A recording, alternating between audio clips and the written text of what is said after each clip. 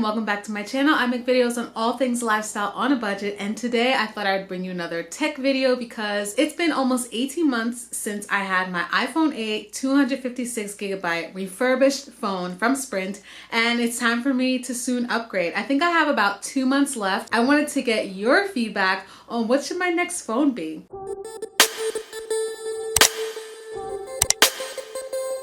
I have to film this one more time. I'm gonna scream. Okay, so a little backstory. On Tuesday, I was making a video about deciding which refurbished phone I should get from Sprint. If you don't already know, I have a refurbished iPhone 8 256GB gold that I got about 18 months ago. My Sprint Flex Lease Plan is almost up, so I was deciding which phone should I get. Now, I only pay about $16.67 a month for this phone, so this is a great plan. I'm all about budget lifestyle and being able to afford things, and you know, the fact that this is refurbished, it came in great condition. Everything about it I love, but it's just time to upgrade. So I was originally making a video. I was showing everything that was coming up on Sprint for my options between the iPhone X, the XR, or getting the price for the iPhone 11 if I wanted to upgrade to that, the prices for the refurbished phones, and the ones that were new.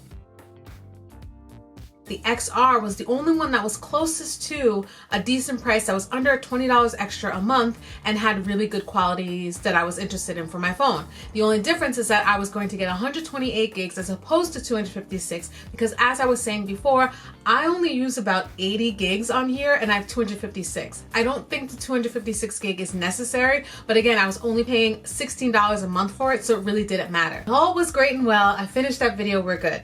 On Wednesday, as you guys know, the iPhone SE2 or second generation was unveiled, and I was like, what? A phone that's affordable? Before I had the iPhone 8 refurbished, I had an iPhone SE, and it was a really big jump for me. I know, baby steps. But there's some people out there that love the SE, and look guys, we got an SE again. Friday at 8 a.m. I went onto the Apple website and I saw the pre-order was available, and I just figured, well, I don't think I can do it because I have a flex lease plan. So I texted Apple, which is actually really interesting. You can message with them, and I asked them, what's the deal with that? Do I trade in? Can I get a new phone? What are the deals? And they basically said, if you have a flex lease plan, that is only through Sprint, so you can't do that with Apple. I went over to the website. It said the iPhone SE second generation, if I wanted to pre-order today, it would cost me monthly $16.67. Again with the $16.67. So you mean I could upgrade to the newest model of the SE2 and I would pay the exact same price? If I was gonna get the iPhone XR, I was going to pay about $19, I believe. If I'm gonna have the same price phone, but it'll be upgraded and it'll be new, versus focusing only on the refurbished and paying more for the refurbished phone, what's the deal here? Maybe this is not the time to get a refurbished phone again. I did have to pay $18 to break my plan with this one, but I did have to also pay $50 upfront for the iPhone SE2. What's interesting is that if I wanted the 256 gig of the iPhone SE2, it was gonna cost me $150 today. So I didn't feel like paying that, and I remember, like I said, I wasn't sure that I was gonna need all of that, but I will say some people might consider that even better because you would still be paying $16.67 extra a month for the 256 gig. Comment down below what you would have done. Would you have gone with the iPhone SE2 256 gig, paying $150 upfront, but then only $16.67 a month? Or what I did was that I went with the iPhone SE2 128 gigs, paying only $50 today, and I'll pay $16.67 a month. Now again, I was almost going to do the iPhone XR refurbished at about $18 or $19 a month, and I think maybe if I upgraded it today, it probably would have been about $25. But in that case, if I was going with the XR and there was no like rush or excitement, I probably would have just waited the extra 2 months and maybe would have saved the $18 that I had to pay for this upgrade today. I am getting the iPhone SE2 128 gig in the product red because it's at a portion of the proceeds will be going to COVID-19. If I can give back in any way, I love that. I love that they do that. There's no other color that I would have wanted specifically, and so I went with the red just because they would be doing some sort of proceeds and give back. I think it said it'll ship on April 24th, and so we'll see.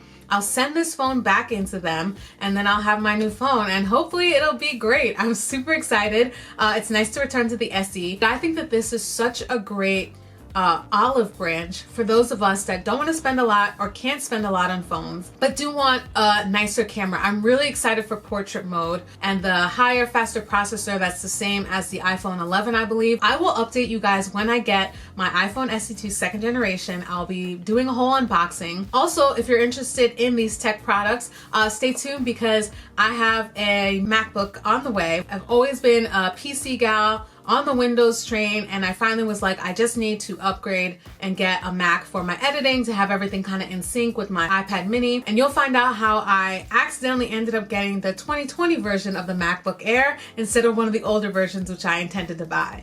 I don't know. I think there's some conspiracy going on. Oh, and another thing about the phones that I found interesting is when I originally was doing this video, there were so few phones that were left on the Sprint website that I kept saying like, wow, I don't have many options. All these phones are just selling out. This morning when I went to check before pre-ordering the phone, the iPhone XR 128 gigs, the only one I was gonna get that was left in white, was sold out. Call me crazy, but I do think there's a little bit of a conspiracy theory going on that all these phones end up magically not being available when the new iPhone comes out. That's my story so far. That's why I'm not getting a refurbished phone anymore. But for anyone out there that is interested in refurbished phones, I highly recommend it. This was an amazing phone. I did an unboxing for this phone and a 7-month update, so definitely check out those videos to see how the progress was going. The refurbished programs are great, so I do highly still recommend them. In this case, for what my needs were, I felt like getting the iPhone SE second generation was going to benefit me more than actually not having any options, because according to the website, none of the phones that I wanted that were refurbished and in my price range were available. So the iPhone SE2 was, to me, the best choice. I thank you guys so much for watching, and I will see you in the next one.